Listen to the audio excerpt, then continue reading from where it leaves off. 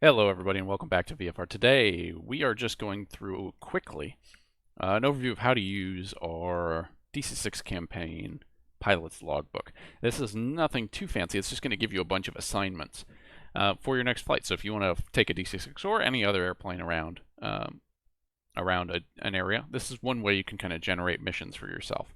And it's very simple and we'll show you how to use it. So the first thing, when you open it up, if you want to use it for yourself, please make a copy of it on your own drive.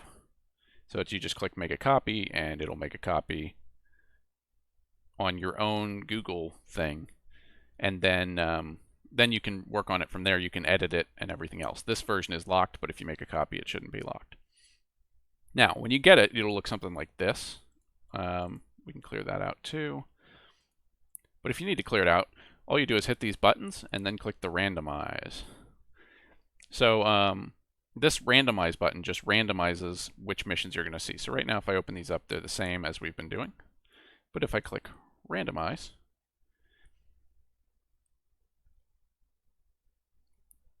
it will hopefully work. Now you're going to have to allow macros to run on this script, so you hit continue.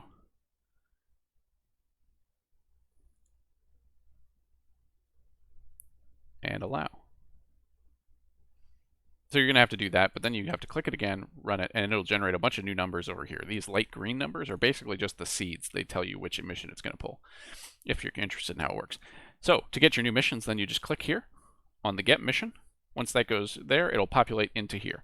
So for instance, we got a maintenance flight actually. So we'll be leaving out of Mildenhall. We'll be flying out to a VFR station, orbiting for a little bit, and then flying back.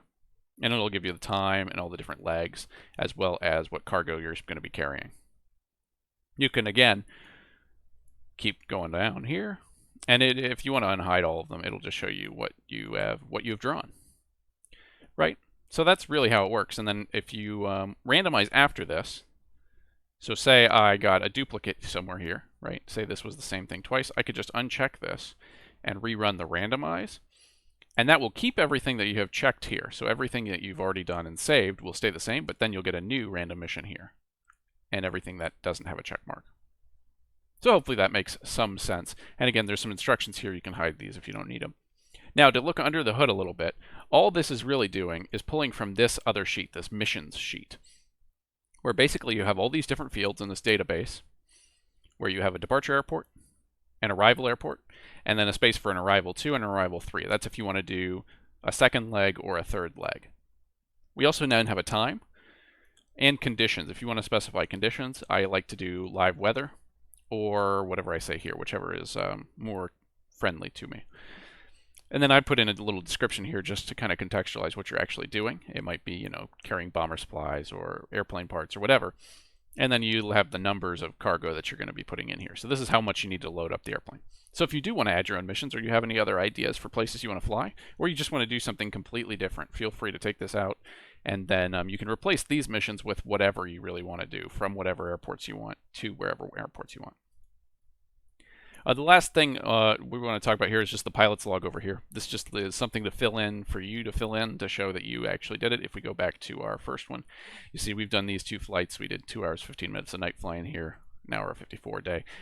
This, you don't have to fill this out if you don't want to. It just helped me say, okay, this is what we did. These are the ones we did, and this is where we're at now.